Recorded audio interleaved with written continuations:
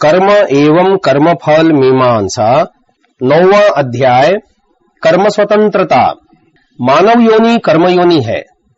इस योनि में जीव की कर्म स्वतंत्रता का हनन ईश्वरीय व्यवस्था के अनुसार नहीं होता, क्योंकि स्वतंत्र कर्ता अष्टाध्यायी 1-4-54 सूत्र के अनुसार जो स्वतंत्र है वही करता है।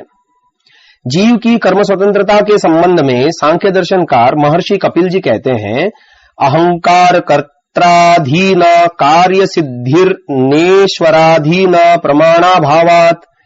सांख्य दर्शन 6-64। अर्थात अहंकार कर्त्राधीन कार्य सिद्धि ही जीवात्मा की कार्य सिद्धि यानी कार्य का निष्पादन यानी कर्म में प्रवृत्ति अहंकार रूप कर्ता के अधीन होती है, क्योंकि अहंकार से युक्त ही जीवात्मा है। ईश्वराधीन न, ईश्वर के अधीन नहीं, क्योंकि प्रमाणाभावात परमात्मा के अधीन जीवात्मा का कर्म है, इसमें कोई प्रमाण उपलब्ध नहीं होता। जीवात्मा कर्म करने में ईश्वर के अधीन नहीं है, अपितु उसे स्वतंत्रता से कर्म करने के लिए वेद में आदेश है। कुर्वन्ने वेह कर्माणि जिजीविषेच्छतं समाह। यजुर्वेद 40:2।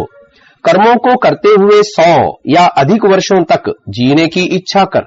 कर्मों को करने की इच्छा तो वही कर सकता जिसके अधीन मन, बुद्धि, प्राण एवं इंद्रियां हों और वह कर्म करने में स्वतंत्र हो। अतः महर्षि कपिल जी वेद के अनुसार जीवात्मा के कर्मों को ईश्वरीय व्यवस्था में पूर्व निश्चित या परमात्मा की इच्छानुसार या परमात्मा के अधीन नहीं मानते। इस विषय में स्वामी दयानंद जी सत्यार्थ प्रकाश के 7वें समोल्लास में लिखते हैं, प्रश्न, जीव स्वतंत्र है व परतंत्र? उत्तर, अपने कर्तव्य कर्मों में स्वतंत्र और ईश्वर की व्यवस्था में परतंत्र है। स्वतंत्र कर्ता यह पाणिनीय व्याकरण का सूत्र है। जो स्वतंत्र अर्थात स्वाधीन है वही करता है। प्रश्न, स्वतंत्र किसको कहते हैं? उत्तर, जिसके अधीन शरीर, प्राण, इंद्रिय और अंतःकरण आदि हो। जो स्वतंत्र न हो तो उसको पाप पुण्य का फल प्राप्त नहीं हो सकता, क्योंकि जैसे भृत्य, स्वामी और सेनाध्यक्ष की आज्ञा अथवा प्रेरणा से युद्ध में अनेक मनुष्यों को मार के अपराधी नहीं होते, वैसे परमेश्वर की प्रेरणा और अधीनता में काम सिद्ध हो तो जीव को पाप व पुण्य न लगे, उस फल का भागी परमेश्वर होवे। नरक, स्वर्ग अर्थात सुख दुख की प्राप्ति भी परमेश्वर को होवे। जैसे किसी मनुष्य ने शस्त्र विशेष से किसी को मार डाला तो वही मारने वाला पकड़ा जाता है और वही दंड पाता है, शस्त्र नहीं। वैसे ही पराधीन जीव पाप पुण्य का भागी नहीं हो सकता। इसलिए अपने सामर्थ्यानुकूल कर्म करने में जीव स्वतंत्र, परंतु जब वह पाप कर चुकता है तब ईश्वर की व्यवस्था में पराधीन होकर पाप के फल को भोगता है। इसीलिए कर्म करने में जीव स्वतंत्र और पाप के दुख रूप फल भोगने में परतंत्र होता है। प्रश्न, जो परमेश्वर जीव को न बनाता और सामर्थ्य न देता तो जीव कुछ भी न कर सकता, इसीलिए परमेश्वर की प्रेरणा से ही जीव कर्म करता है। उत्तर, जीव उत्पन्न कभी न हुआ अर्थात अनादि है।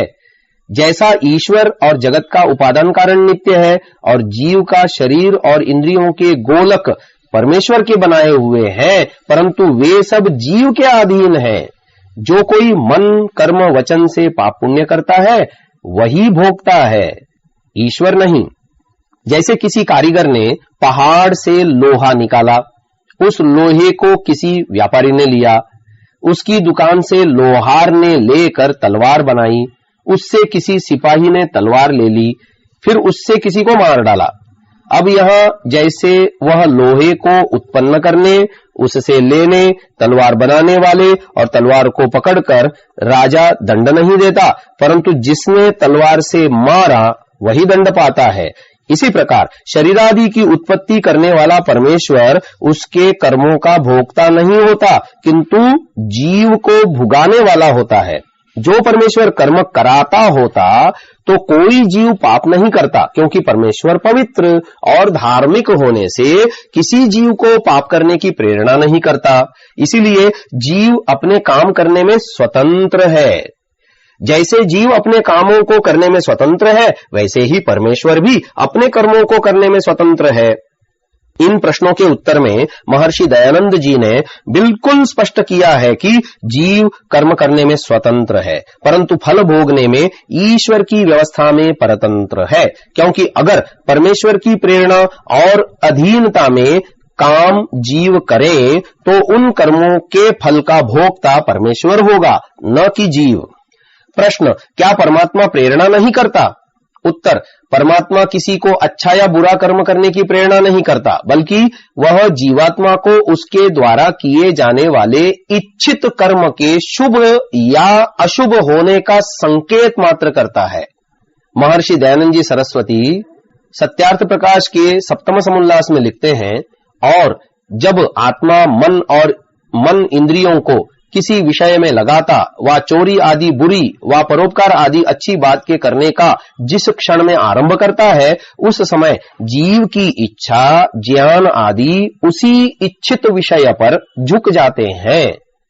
उसी क्षण में आत्मा के भीतर से बुरी काम करने में भय, शंका और लज्जा तथा अच्छे कामों को करने में अभय, निशंकता और आनंद उत्साह उठता है। वह जीवात्मा की ओर से नहीं, किंतु परमात्मा की ओर से है। अतः परमात्मा मात्र इतना बताता है कि कर्म अच्छा है या बुरा, इसके बाद की स्वतंत्रता जीव की है कि वह उस कर्म को करे या न करे। इस प्रकार से परमात्मा के ज्ञान में भी यह निश्चित नहीं है कि कोई भी जीव विशेष आने वाले समय में किस किस कर्म को करेगा, परंतु जैसे जैसे जीव कर्म करता चला जाता है, वैसे वैसे परमात्मा सर्वव्यापक और सर्वज्ञ होने से जानता चला जाता है कि अमुक जीव ने ये कर्म किए। प्रश्न, हम तो यह मानते हैं कि परमात्मा पहले से ही सब कुछ जानता है और जीवों को प्रत्येक कर्म परमात्मा के पूर्व निश्चित ज्ञान के अनुसार होता है। जैसा परमात्मा ने जीव के लिए निश्चित कर रखा है, वैसे ही जीव कर्म करेगा, अन्यथा नहीं। उत्तर, अगर ऐसा मान लिया जाए तो जीव कर्म करने में स्वतंत्र नहीं रहेगा, क्योंकि कर्मों के पूर्व निश्चित होने पर तो मनुष्य को वही कर्म, वह भी उस देश और उस काल में दूसरे प्राणी विशेष के प्रति या व्यक्तिगत रूप से करना ही होगा, जो कि उसके लिए पूर्व निश्चित है। तो ऐसे में जीव की कर्म करने न करने की स्वतंत्रता नष्ट हो जाएगी। इसीलिए यह मान्यता सर्वथा गलत है। वरन जैसा जैसा जीव करता जाता है, वैसे वैसे परमात्मा जानता जाता है। जीवों के लिए कर्मों की दृष्टि से कुछ भी पूर्व निश्चित नहीं है, ऐसा मानना ही उचित है। देखो, इस विषय में सत्यार्थ प्रकाश के सप्तम समुल्लास में एक प्रश्न का उत्तर देते हुए स्वामी दयानंद जी लिखते हैं। प्रश्न, परमेश्वर त्रिकालदर्शी है, इससे भविष्यत की बातें जानता है। वह जैसा निश्चय करेगा जीव वैसा ही करेगा। इससे जीव स्वतंत्र नहीं, और जीव को ईश्वर दंड भी नहीं दे सकता, क्योंकि जैसा ईश्वर ने अपने ज्ञान से निश्चित किया वैसा ही जीव करता है। उत्तर, ईश्वर को त्रिकालदर्शी कहना मूर्खता का काम है, क्योंकि जो होकर न रहे वह भूतकाल और न होकर के होए वह भविष्यत काल कहता है। क्या ईश्वर को कोई ज्ञान होके नहीं रहता तथा न होके होता है? इसीलिए परमेश्वर का ज्ञान सदा एक रस अखंडित वर्तमान रहता है। भूत भविष्यत जीवों के लिए है। हाँ, जीवों के कर्म की अपेक्षा से त्रिकालज्ञता परमात्मा में है, स्वतः नहीं। जैसा स्वतंत्रता से जीव करता है, वैसी ही सर्वज्ञता से ईश्वर जानता है, और जैसा ईश्वर जानता है वैसा जीव करता है। अर्थात भूत भविष्यत वर्तमान के ज्ञान और फल देने में ईश्वर स्वतंत्र और जीव किंचित वर्तमान और कर्म करने में स्वतंत्र है। ईश्वर का अनादि ज्ञान होने से जैसा कर्म का ज्ञान है, वैसा ही दंड देने का भी ज्ञान अनादि है। दोनों ज्ञान उसके सत्य हैं। क्या कर्म ज्ञान सच्चा और दंड ज्ञान मिथ्या कभी हो सकता है? इसलिए इसमें कोई भी दोष नहीं आता।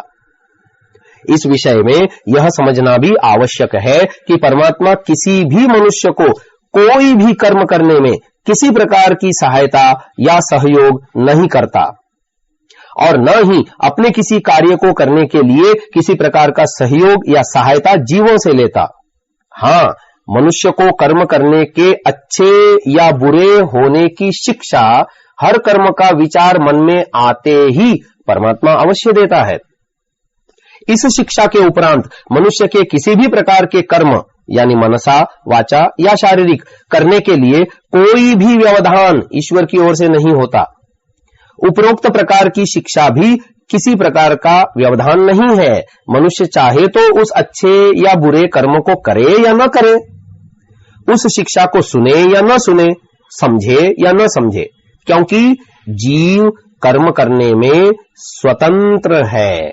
मनुष्यों द्वारा होने वाले सभी कर्म उसके द्वारा अर्जित ज्ञान या अज्ञान, संस्कारों तथा वासनाओं से प्रेरित और प्रभावित या उन पर ही आधारित होते हैं।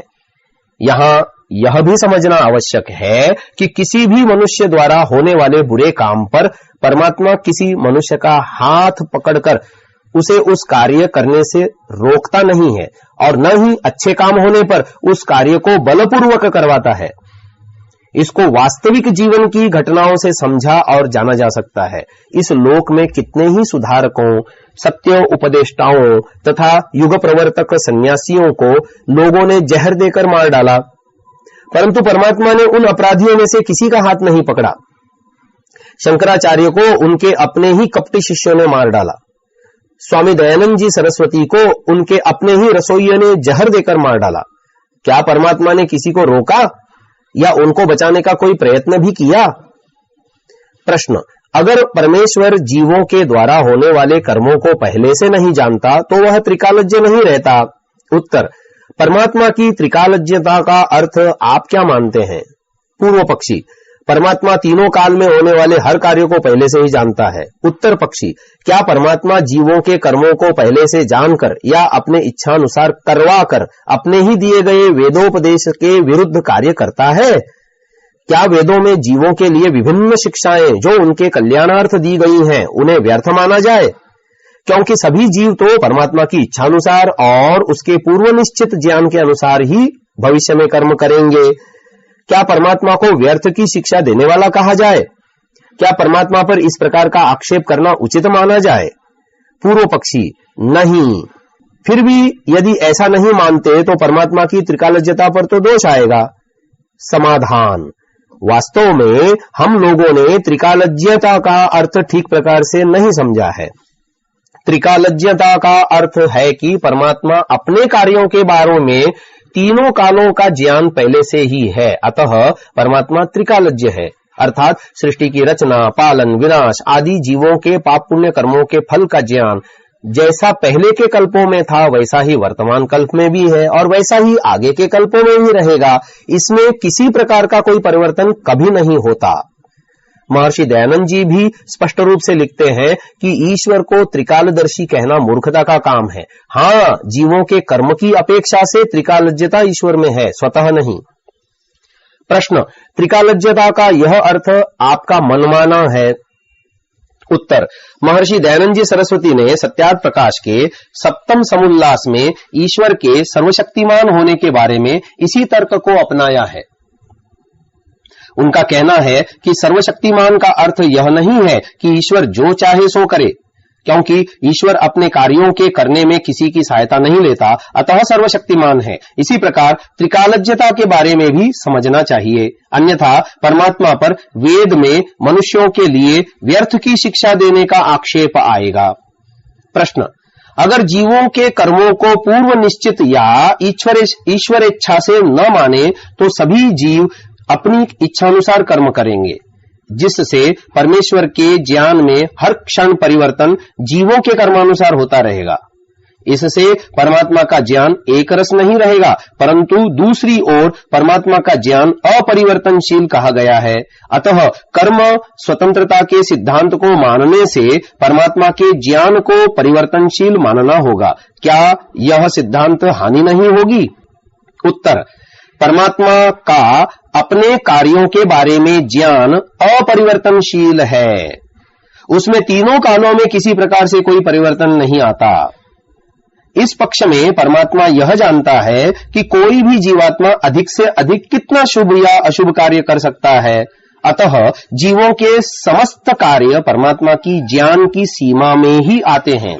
जीवों के किसी प्रकार के कार्यों से परमात्मा के ज्ञान में कोई परिवर्तन नहीं आता। हाँ, अमुक अमुक जीव ने अमुक अमुक काल में कौन कौन सा शुभ या अशुभ कार्य किया, यह जीवों द्वारा कर्मों के संपादन के साथ ही उनके चित्त में संस्कार रूप से अंकित होता जाता है और परमात्मा उस काल में जीवों के कर्मों के होने के साथ साथ ही सर्वव्यापक एवं सर्वज्ञ होने से वैसा वैसा ही जानता जाता है। सर्वव्यापक एवं सर्वज्ञ होने से जीवों के कर्मों को होने वाले काल में जानना परमात्मा का स्वाभाविक गुण है और परमात्मा वैसा जानता भी है। इसका यह अर्थ कदापि नहीं है कि जीव परमात्मा की इच्छानुसार ही भविष्य में कर्म करेंगे। इस प्रकार परमात्मा के ज्ञान में जीवों के होने वाले कर्मों के कारण कोई परिवर्तन नहीं आता। इस पूरे विवेचन से स्पष्ट है कि जीव कर्म करने में स्वतंत्र और किए हुए कर्मों के फल को भोगने में परतंत्र है।